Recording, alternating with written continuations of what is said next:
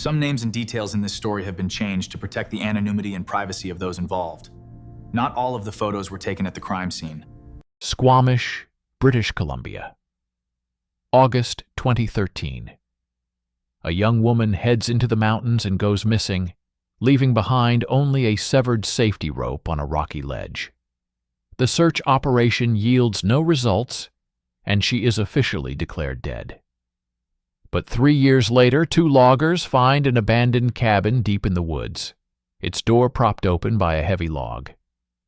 Inside, in complete darkness, sits the missing climber. She is alive, but has lost her voice forever. August 9th, 2013. In the town of Squamish, British Columbia, the weather was perfect for conquering the mountains. The air temperature had remained at a perfect 72 degrees Fahrenheit since early morning, and the wind speed did not exceed 5 miles per hour. 25-year-old Elizabeth Pacheco, an experienced mountaineer and employee at the local specialty outdoor gear store Summit Gear Exchange, was preparing for a challenging solo climb. She knew these forests extremely well and never neglected safety rules in the wilderness.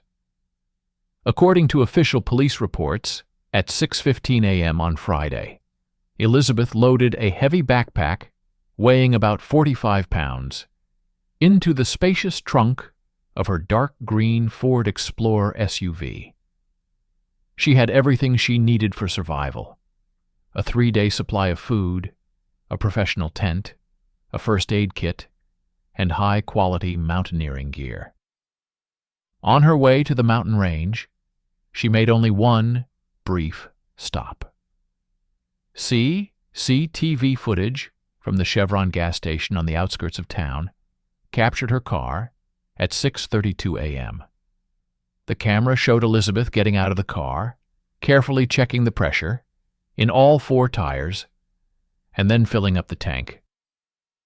She didn't even go inside the gas station building, paying with her credit card right at the pump terminal. The whole process took exactly 4 minutes. Elizabeth's route had been officially registered. Her main destination was a rock-climbing route in Garibaldi Provincial Park leading to the summit of Black Task Peak, located at an elevation of 7,769 feet. According to her plan, she was supposed to return to the parking lot and call her family no later than 7 p.m. on Sunday, August 11th. However, on Monday, August 12th, at 8 a.m., she never showed up for her scheduled shift at the store. According to the store manager, whose statement was later recorded in a report, he tried calling her 4 times in a row, but every call was automatically redirected to voicemail. At 9:30 a.m., he contacted the Pacheco family, and by 11:45 a.m., a call came in to the station. By noon on Monday, the Royal Canadian Mounted Police had filed a missing persons report and launched a search and rescue operation of unprecedented scale.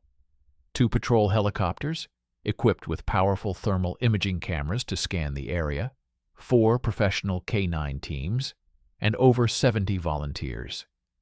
The search area was divided into strict squares, each 2 square miles in size, methodically combing through the dense coniferous forests at the very foot of the mountain.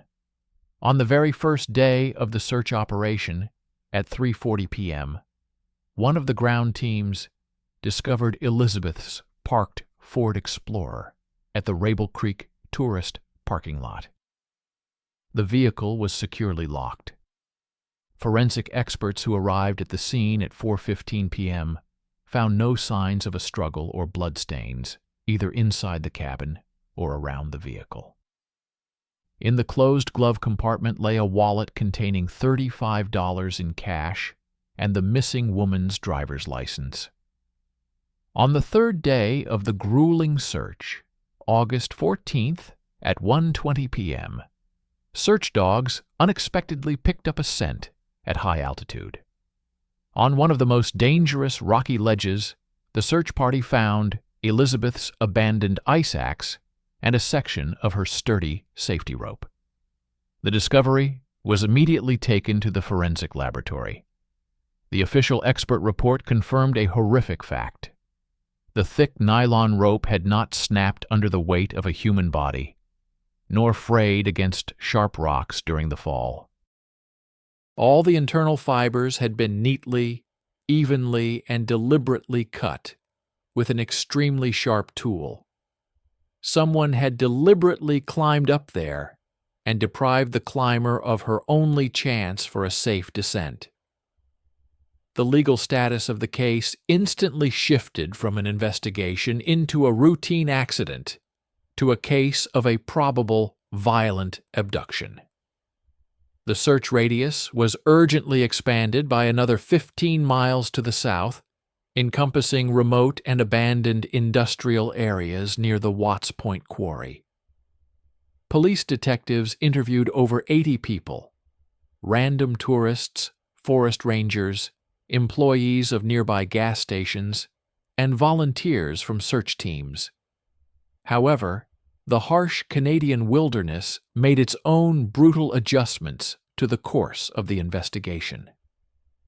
On August 16th, an unusually strong early autumn storm suddenly swept through the mountain range. The cold wind reached speeds of 45 miles per hour, and heavy snowfall blanketed the ridges and trails with a layer of snow 2.5 feet thick. The raging storm mercilessly buried under a white blanket any potential microparticles, biological traces, or heavy boot prints that the perpetrator might have left behind. The Elizabeth Pacheco case had officially become a grim and hopeless entry in the local police station's archives. Her devastated family was left alone with a terrifying uncertainty, without any answers or leads. The wild forest held its secrets tight, but none of the investigators even suspected that the true motive of the person who had so meticulously cut the rope was far more bizarre than a simple murder, and his terrifying game of rescue was only gaining momentum. Exactly 3 years had passed since the day the severed safety rope was found on a lonely mountain ledge. On September 17, 2016, the remote Canadian forests once again sent a chill down the police's spines. The area around the rapids of the Mamquam River had always been considered extremely difficult to navigate. Dense underbrush and a complete lack of infrastructure made this section of the forest virtually impassable. On that gloomy morning, when the air temperature barely reached 52 degrees Fahrenheit, 2 local loggers set out for this isolated area. Their task was to conduct an informal reconnaissance of new areas for potential logging. According to the interrogation report, the men left their pickup truck on an old dirt road around 7 in the morning. They ventured 4 miles into the forest east of the river. Their arduous path led through wet ferns and fallen cedar trunks. 11:45 a.m. This is the exact time one of the loggers would later state under oath. Through the thick undergrowth, they spotted an unnatural silhouette. It was the sloping, dark green, moss-covered roof of an old logging cabin. The building was listed in the archives as Red Cedar Outpost and had been considered abandoned for over 40 years. The men approached. The cabin's massive door was tightly shut. From the outside, a heavy pine log weighing at least 90 pounds was wedged against the rotten threshold. This construction had only one purpose. It prevented the door from being opened from the inside. This ruled out the possibility that the building had been used by animals or vagrants. Someone had deliberately blocked the exit. At 5 minutes past 12, after considerable effort, the lumberjacks pushed the wet log aside. The wood hit the ground with a dull thud. One of the men carefully pulled the rusty doorknob toward him. The metal hinges gave way with a sharp creak. The eerie silence of the forest seemed to seep into the dark room, from which a heavy smell of dampness and mold wafted out. The windows in the hut were tightly boarded up with sheets of plywood, so the beam of a tactical flashlight became the only source of light. He slid across the rotten floorboards, snatched up a rusty bucket and a mattress, and suddenly froze in the far corner. The men instinctively recoiled. There, on the dirty floor, curled up in a ball, sat a person. It was an incredibly emaciated woman. Her appearance evoked a primal horror. The woman was alive, her chest rose barely perceptibly, but outwardly she resembled a living corpse. The once thick dark hair that had been on thousands of wanted posters 3 years ago was now completely shaved from her skull. The skin on her face and hands had taken on a sickly, deathly pale hue due to the total absence of sunlight. A blue web of veins showed through it. The woman was wearing a baggy gray jumpsuit. According to the logger's testimony, when one of them stepped forward and tried to speak to her gently, the reaction was shocking. The woman did not utter a single sound. She did not cry out or beg for help. She merely instinctively, with the ferocity of a cornered animal, pressed herself deeper into the damp wall, clutching her head tightly with her thin hands. Her eyes, filled with paralyzing terror, seemed to look right through the men. Elizabeth was completely mute. Whether due to deep psychological shock or physical trauma, she could not utter a sound. Even her breathing was so quiet it seemed as though she had spent years training to conceal her presence. At 12:18 p.m., the loggers left the cabin and, moving to a spot where a weak signal was available, contacted emergency services. At 1:45 p.m., the roar of a police helicopter could be heard. Special response teams and medics were converging on the cabin. The paramedics proceeded with the utmost caution.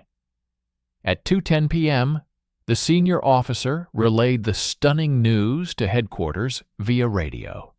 Elizabeth Pacheco, the climber who had gone missing 3 years ago, had been officially found. She was alive.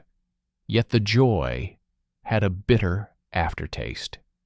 As the officers watched the medics carry her out on a stretcher, they realized a terrible truth.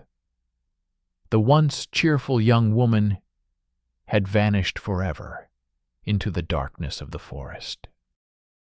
And when daylight first fell on her emaciated body, one of the forensic investigators suddenly froze, scrutinizing the marks on her wrists, which inexorably indicated that the true underground hell from which she had been brought to this hut still awaited its explorers. Dear viewers, before we continue to delve into the darkest corners of this chilling story, I have a small request for you. I carefully compile these documentary investigations to reveal the truth to you. Please subscribe to the channel, leave a comment, and be sure to like this video. This isn't just a formality. The platform's algorithms work in such a way that your activity is what helps promote the content. Thanks to your likes and comments, this video will reach many more people, and together we can grow the channel. Your support is extremely important. And now, let's return to the case of Elizabeth Pacheco. That same evening, September 17th, 2016, the girl found in the forest cabin was rushed under heavy guard to the secure psychiatric ward of Vancouver General Hospital. The operatives who accompanied the ambulance later noted in their reports that the passenger did not utter a single sound during the entire trip, not even when the vehicle jolted sharply over mountain potholes. The medical examination, which began at 8:30 p.m., yielded the first paradoxical results for the investigators. The picture the doctors saw defied the logic of a typical abduction for the purpose of abuse. On the one hand, Elizabeth was critically underweight by more than 20 pounds, and her skin was so pale that every vein was visible through it. On the other hand, detailed analyses and examinations revealed a shocking fact. Someone had deliberately and methodically kept her alive throughout those 3 years. The official medical report noted that the victim showed no signs of illnesses typical of prolonged malnutrition. An unknown tormentor regularly gave her vitamin supplements and provided her with basic food. Moreover, a dentist discovered fresh signs of dental treatment. Someone had filled her root canals with specific materials. But the most terrifying discovery awaited the forensic experts during an examination of her limbs. Deep, calloused scars remained on the girl's thin wrists and ankles. The shape of these scars unequivocally indicated the use of heavy metal shackles. The victim had been kept chained for months, if not years. On September 19th, the police made their first official attempt to question the victim. 2 experienced detectives entered her hospital room at 10 o'clock in the morning. According to the records, the investigators spent 2 hours trying to establish verbal contact.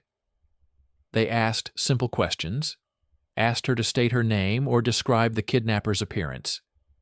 In response, absolute, dead silence. Elizabeth sat on the bed, staring at a single point, and only occasionally nervously tugged at the edge of the hospital sheet. After a consultation, the hospital's leading psychiatrists reached a unanimous conclusion. The patient's silence was not the result of physiological damage to her vocal cords. It was a deeply ingrained defense mechanism. The specialists explained to the investigators that the girl's psyche had been broken under conditions of absolute dictatorial silence. Any sound or cry she made inevitably and instantly provoked brutal punishment. Eventually, her brain simply shut down her ability to speak. Realizing that traditional interrogation methods were yielding no results, on September 21st, the investigation team brought in Dr. Alice Ward, a leading expert in nonverbal communication. It was 11 a.m. The doctor brought into the room only a few sheets of thick paper and charcoal pencils. For several days, she simply sat nearby, drawing geometric shapes. This method worked. On September 24th, Elizabeth's hand reached for a pencil for the first time. At first, the girl drew shaky lines. Then the outlines of empty rooms began to emerge from beneath her fingers. But the real breakthrough came the next day, at 2:15 p.m. Elizabeth took a new sheet of paper and began to sketch a familiar emblem. Her pencil strokes were sharp. First, she drew a circle. Then the outlines of mountain peaks appeared inside it. And finally, 2 crossed climbing carabiners. When Dr. Ward handed this drawing to the senior detective, he turned pale.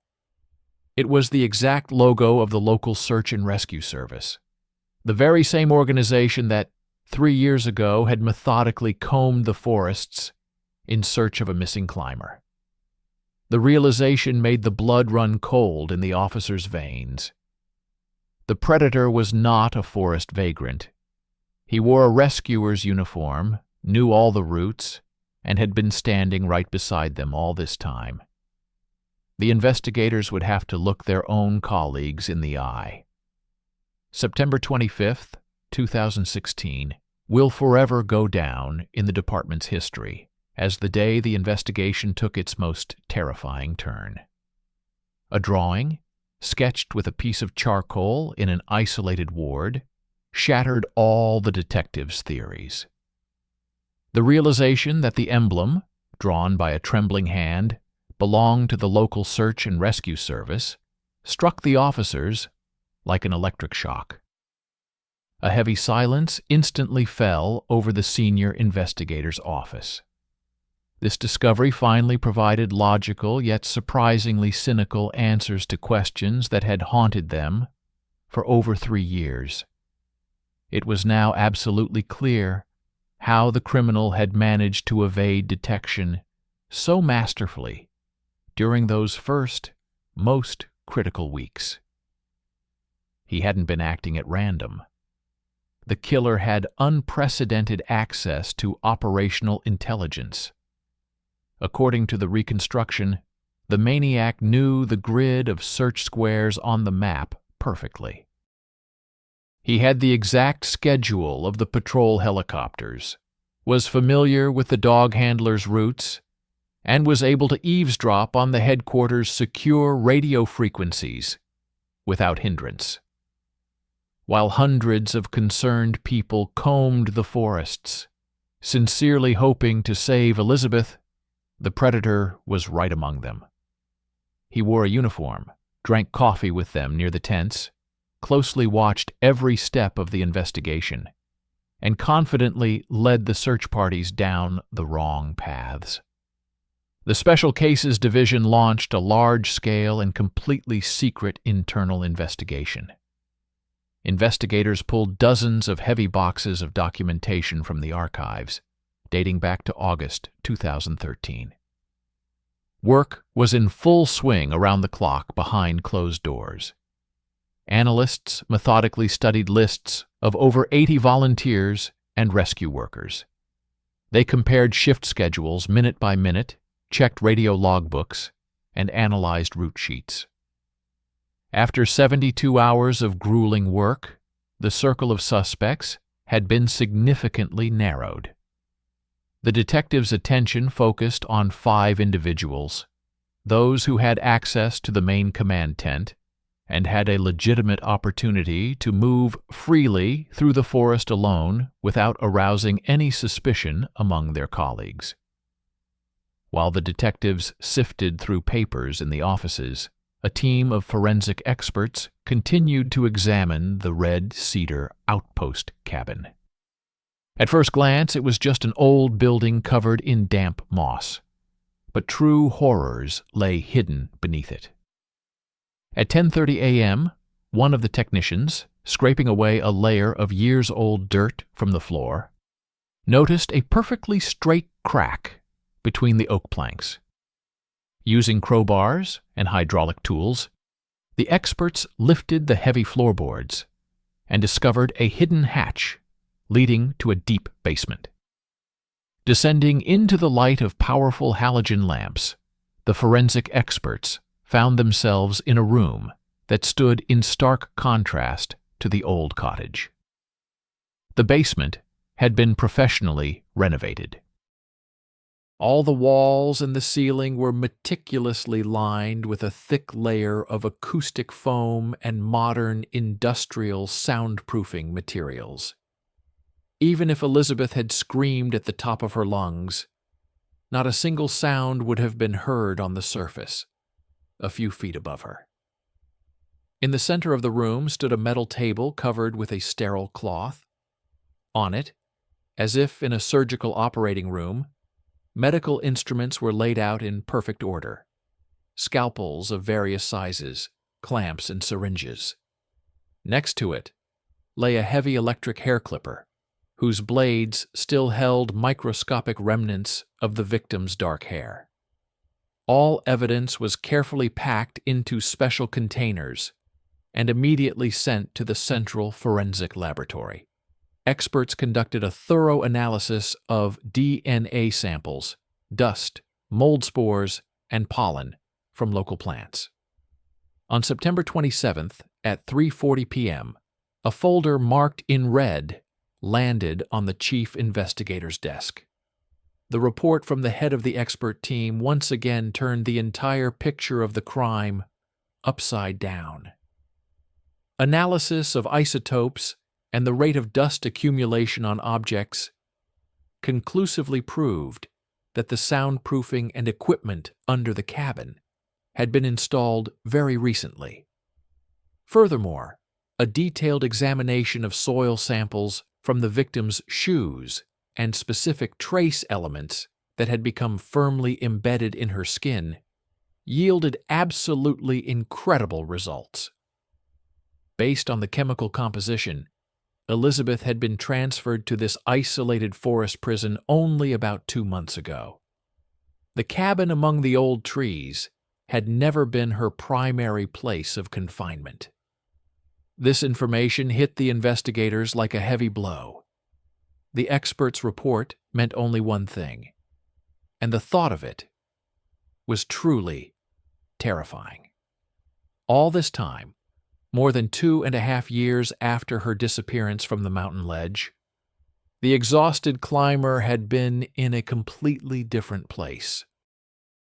The criminal had another location, much more secure, more spacious, and far better hidden from prying eyes. The detectives realized with icy horror that the most terrifying evidence, the actual torture chamber, where Elizabeth had been broken day after day, remained undiscovered, and this gloomy industrial crypt could very well be right under the police's noses. On September 28, 2016, at 11 o'clock in the morning, another rehabilitation session began in an isolated ward of the psychiatric department. The tension in the room was almost palpable. Dr. Alice Ward sat silently nearby, watching as Elizabeth picked up a charcoal pencil. This time she set aside her mountain landscapes and began to draw sharp, geometrically precise lines on the paper. On a large white sheet of paper, stroke by stroke, a complex floor plan of the basement began to take shape. The patient drew with the precision characteristic of cartographers. The diagram revealed a network of thick industrial pipes, massive ventilation shafts, and concrete columns reinforced with metal. This was not an old forest cabin or an ordinary basement. The scale of the structure and the utility systems unquestionably pointed to a large industrial facility. By 1:15 p.m., the sketch was already on the task force leader's desk. Analysts immediately pulled up all available municipal records and began comparing the drawing to every industrial facility within a 50-mile radius of the city of Squamish. The task was complicated by the fact that this region had a rich industrial history, and dozens of abandoned buildings were scattered throughout the remote forests. However, at 3:40 p.m., investigators found a perfect match. The arrangement of massive columns and ventilation units in Elizabeth's sketch perfectly matched the blueprints of an old ore processing plant. This facility was listed in documents as the Kessler Processing Plant. It was a massive enterprise located 2 miles north of the Watts Point Quarry. The plant had officially ceased operations over 15 years ago. A large-scale raid was scheduled for the following morning. On September 29th, at 5:30 a.m., armored vans pulled up silently in front of the plant's tall, rusty gates. A special operations unit, equipped with night vision goggles and heavy weapons, began storming the building. The soldiers combed through floor by floor, step by step, making their way through the darkness and industrial debris. The industrial facility covered over 40,000 square feet. At 6:45 a.m., the advance assault team descended to the lowest level. the factory's former main boiler room. According to the building plans, there was supposed to be a monolithic concrete wall here, separating the technical water tank. However, an officer noticed a barely visible crack in the fresh brickwork. Using a tactical battering ram, the special forces breached the false wall and froze. Behind the thick wall lay an underground prison, equipped with frightening professionalism. An autonomous lighting system ran on generators, and industrial fans pumped purified air inside. In the center of the room stood a massive steel cage anchored to the floor with bolts. It was here, in this cold vault, deep underground, where light never penetrated, that Elizabeth had spent the first 2.5 years of her horrific imprisonment. Forensic investigators, who arrived on the scene at 8 o'clock in the morning, began documenting every detail. The room was designed so that the victim had no chance of committing suicide. All corners were padded with soft material, and the metal chains on the walls were exactly the right length to allow the captive to reach only the mattress and the portable toilet. But the most terrifying discovery was not the torture chamber, but what was kept in the metal safe near the entrance to the dungeon. At 11:20 a.m., the expert pulled 4 thick notebooks with black leather covers from it. These were the kidnapper's detailed diaries. Across hundreds of pages filled with small, neat handwriting, the criminal did not merely record dates. He kept a clinical record of the destruction of a human personality. The maniac described the process of breaking a strong female climber, how he gradually deprived her of her voice through psychological terror, how he methodically cut off her hair and brutally punished her for attempting to use her own name. His goal was to create a completely submissive construct that responded only to its master's commands. Even the most seasoned investigators found it hard to breathe reading these entries. However, the head of the homicide division wasn't looking at the horrific text at all. His gaze was fixed on the last page of the 4th diary, where the self-assured predator had left a perfectly clear print of his thumb, evidence that, in just a few hours, would forever tear the mask of respectability from the man the entire city trusted. On September 29, 2016, at 2:30 p.m., the forensic lab completed its analysis of the fingerprint found on the last page of the seized diary. The forensic technician uploaded the image to the National Police Database. The system ran for exactly 42 minutes. When a message appeared on the computer monitor indicating a 100% match, a deathly silence fell over the lab. The name that flashed on the screen seemed like some sick joke and caused the seasoned detectives to visibly pale. The culprit turned out to be 40-year-old Thomas Archer. This man was not a dangerous outcast or a vagrant. On the contrary, he was considered one of the most respected members of the Squamish community. Archer worked as a professional cartographer for the municipality, spending years creating extremely detailed topographic maps of the surrounding mountain ranges. He was an avid hunter who could navigate the forests better than any wild animal. But the most chilling aspect of this case was something else entirely. According to records, Thomas held the position of senior coordinator for the volunteer search and rescue team. The very same team that, in August 2013, launched a large-scale operation to search for a missing climber. Investigators immediately retrieved the old interrogation transcripts. Reading them now was physically difficult.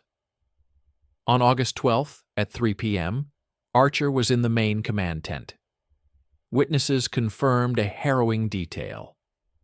Thomas personally spoke with Elizabeth's grief-stricken parents. He poured them hot coffee, assured them that his people were doing everything possible, and promised to find the girl.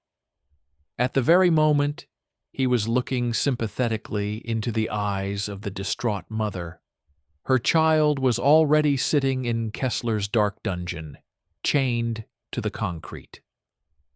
A thorough examination of the maniacal notes allowed the police to reconstruct the chronology of the crime, minute by minute.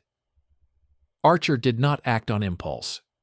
The pages revealed that he first saw Elizabeth in early April 2013 at the Summit Hill Exchange store. Over the course of 4 months, he became an invisible shadow. The cartographer regularly visited the shop, buying small items just to observe the girl. Using his impeccable tracking skills, he discreetly followed her on her training hikes, coldly studying her habits, endurance, and favorite mountain routes. On August 9th, he carried out his perfect plan. Knowing that Elizabeth was preparing for a climb in Garibaldi Provincial Park, Thomas set out there that very night. The predator reached a dangerous section above a rocky cliff over 200 feet deep. He didn't plan to attack openly. His victim was exceptionally well trained. Archer used a sharp blade and his mountaineering experience. He skillfully slit her safety rope so that the sturdy nylon would hold her weight during the ascent, but partially tear during the descent. When Elizabeth found herself trapped on a ledge just 30 inches wide, she was completely unable to move. She spent the entire day there under the scorching sun, and then froze in the icy cold of the night. And just as hope was nearly gone, a flashlight beam appeared in the thick darkness. It was Thomas, in his signature rescue jacket, with a sturdy rope and a soothing voice. Elizabeth, crying with relief, clutched her rescuer's hand tightly, not even suspecting that she was voluntarily stepping into years of hell. Having received an arrest warrant at 3:50 p.m., a reinforced tactical response unit set out for Archer's house. His home was located in a quiet suburb, right next to the forest. Armored vehicles with their sirens off surrounded the perimeter. At 4:10 p.m., the commander gave the order to storm the house over the radio. Armed fighters kicked down the massive door and burst inside. However, the spacious living room greeted them with emptiness. On the kitchen table stood a ceramic coffee cup, from which steam was still rising. A news portal page was lit up on the laptop screen with a breaking news alert about the discovery of an underground prison. And nearby, a professional radio scanner tuned to a closed police frequency hummed quietly. Thomas knew every move the detectives were making. The back door of the house was wide open, and fresh footprints from heavy hiking boots were visible on the damp ground. The tracks led straight to the edge of the forest. Realizing that the net of the investigation had finally closed in, the cartographer deliberately stepped into the endless forest thicket, turning millions of acres of wilderness into his fortress, where the police would now have to play by his rules. September 29th, 2016. This day marked the beginning of the largest search operation in the history of British Columbia's law enforcement agencies. The police weren't looking for a lost hiker. They were hunting a cold-blooded predator. Thomas Archer had gone deep into Garibaldi Provincial Park.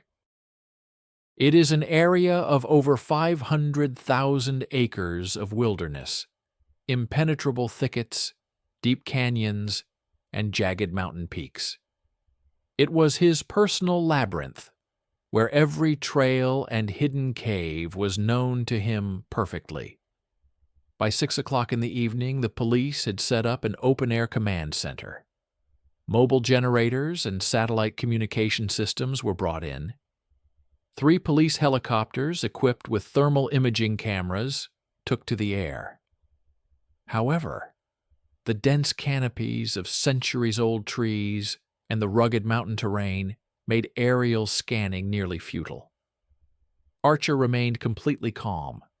According to the investigation, over the course of several years, he had been setting up secret caches in these woods.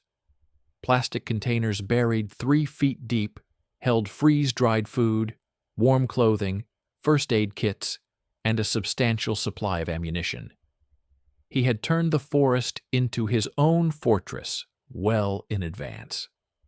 On October 1st at 9 o'clock in the morning, a ground team discovered one such cache. It had been dug up and was completely empty. That same day, a canine unit unexpectedly picked up a strong scent on the popular Elfin Lakes hiking trail. But it was a brilliantly planned trap. The mapmaker had deliberately left clear prints of hiking boots and branches snapped at a specific angle, attempting to lead the pursuit northward. He had calculated precisely that the operatives would head toward treacherous glaciers, where nighttime temperatures plummeted below 15 degrees Fahrenheit. The criminal hoped that the unbearable cold would force his pursuers to retreat. On October 3rd, the operations leadership acknowledged that regular police forces were insufficient. At 2 p.m., headquarters sent an urgent request to deploy elite Army Special Forces. Joining the military in the search were 7 experienced Native American trackers from local reservations. These men possessed a unique gift for reading the forest. They saw what others missed: slightly crushed moss or an imperceptible skid mark on a wet rock. After surveying the Elfin Lakes Trail, the senior tracker immediately declared that the tracks were too obvious. He directed the main party much further west, across dangerous rocky scree where the dogs instantly lost the scent. The chase lasted a whole week, catastrophically exhausting the strength of both sides. On October 7th, meteorologists issued a storm warning. A powerful Arctic blizzard was rapidly approaching the mountain range. Visibility was expected to drop to 0, and the squall-force winds promised to turn the forest into a trap. If Archer wasn't found in the coming hours, the search operation would have to be called off, and he could vanish forever. At 2:30 p.m., the trackers spotted fresh tracks near the entrance to a narrow rocky gorge. The air temperature had plummeted to 18 degrees Fahrenheit. An icy wind howled between the rocks at over 45 miles per hour. A Special Forces unit, clad in white camouflage gear, began slowly encircling the gorge, checking every step. At 3:45 p.m., the predator was finally cornered. A sheer wall over 200 feet high blocked any route of retreat. The tactical team commander issued an official order through a loud megaphone to lay down their weapons and come out with their hands up. The response was a dry crack. A heavy bullet from a hunting carbine shattered a rock exactly 2 inches from the officer's helmet, showering his face with sharp stone fragments. Archer refused to surrender, deliberately provoking a firefight with the elite unit. The gunfire was incredibly intense. The roar of automatic weapons echoed off the walls, completely drowning out the sound of the blizzard. At 3:49 p.m., a short cry of pain rang out.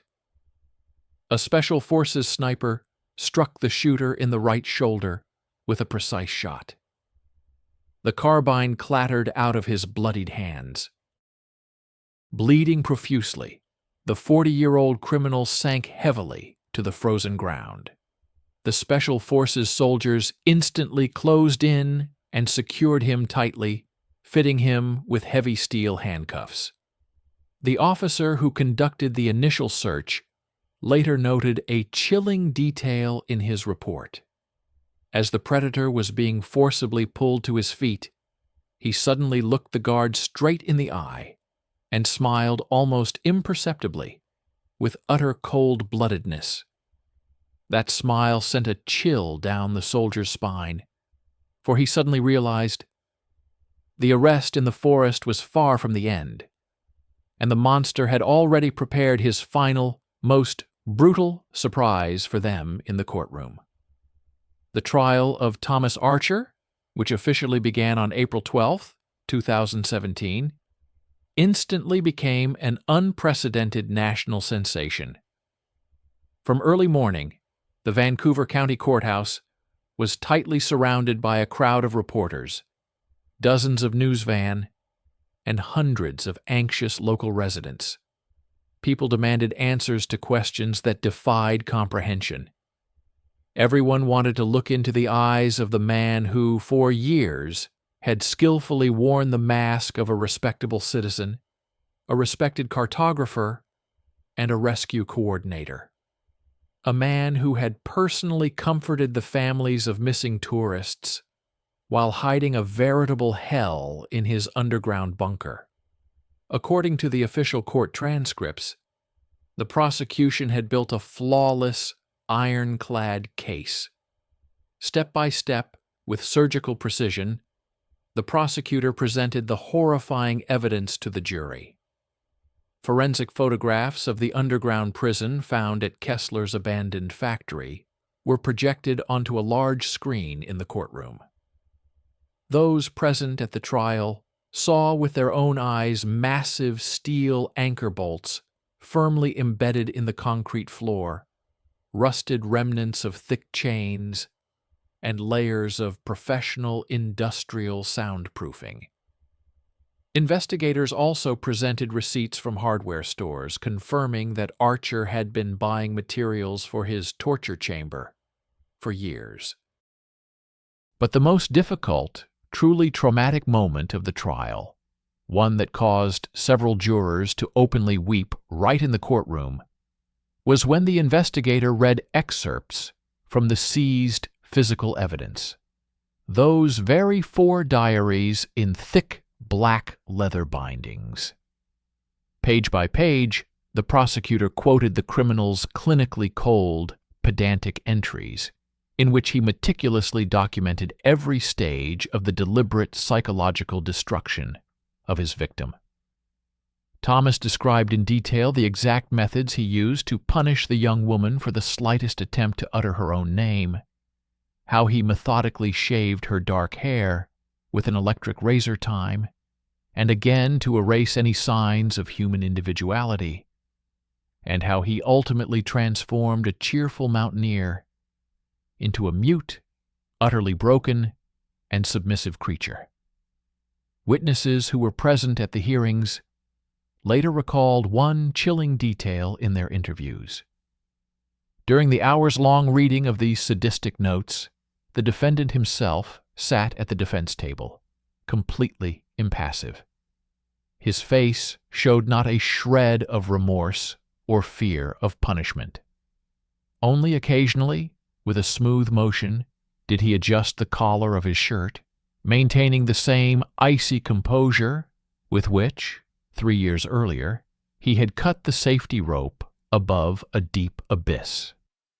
On May 28th, at 3:40 p.m., the jury delivered its final verdict.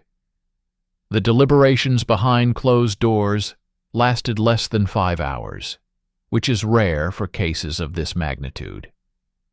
The verdict was unequivocal: guilty on all counts of the indictment without exception.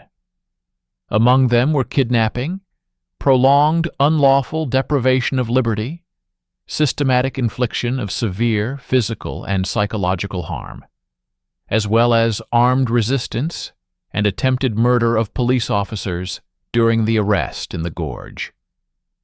The judge, reading the verdict at 4:15 p.m., emphasized in his speech that the defendant's meticulously planned actions were an act of absolute, refined evil, completely devoid of any human empathy.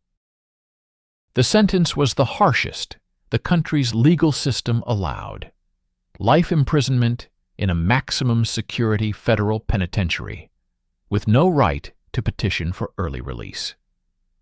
That same evening, the predator was permanently isolated from society. The victim of this unprecedented crime, Elizabeth Pacheco, never once set foot in the courtroom.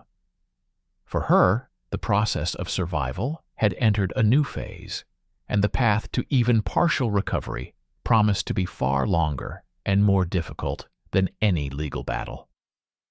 After a prolonged stay and discharge from the clinic's closed psychiatric ward, the young woman moved into her parents' spacious home, located in a quiet, green suburb. Given the unprecedented media attention surrounding the case, and at the strong recommendation of the police department and criminal psychologists, the area around their private property was immediately equipped with state-of-the-art video surveillance systems and placed under round-the-clock private security. This was necessary to reliably protect the traumatized family from the intrusive, toxic attention of the paparazzi and tabloid reporters. A confidential report by the assigned social worker, dated October 2018, sheds some light on Elizabeth's current condition.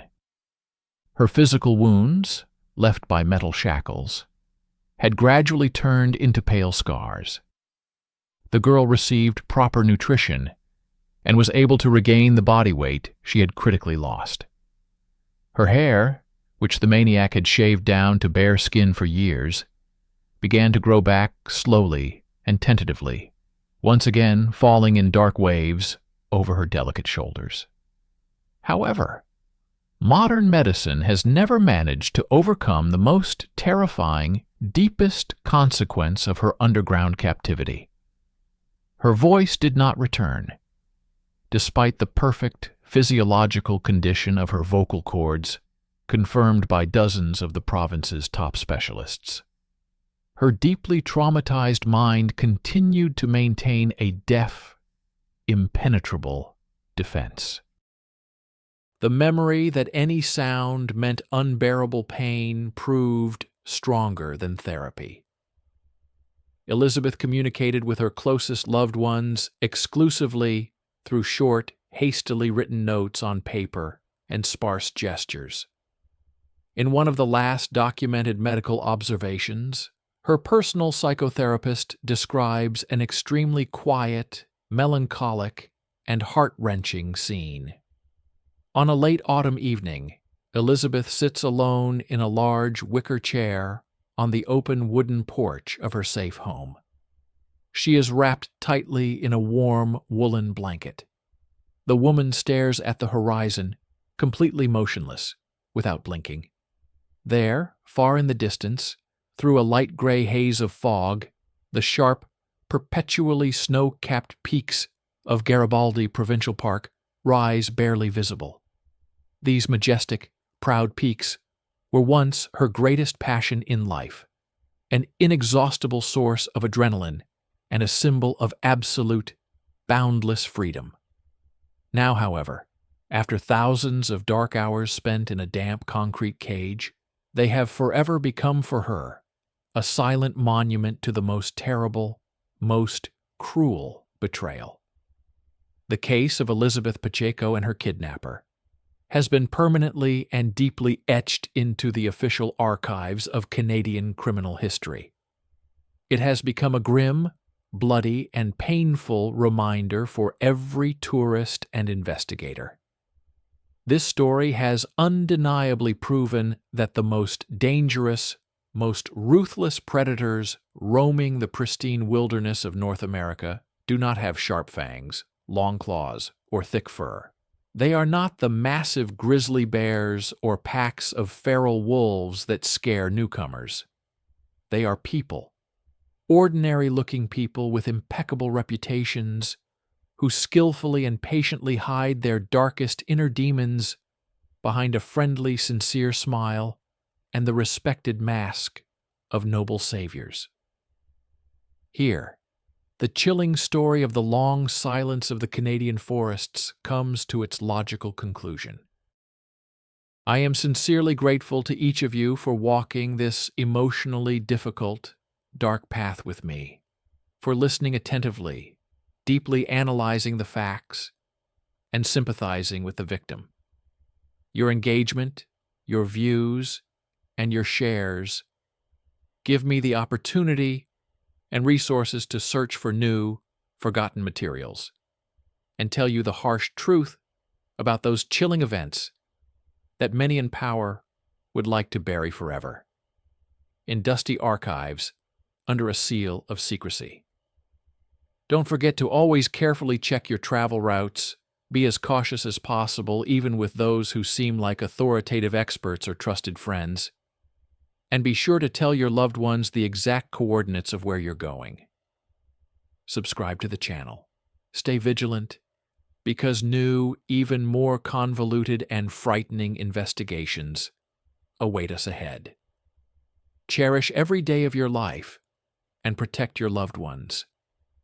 Until we meet again in future episodes, take care of yourselves.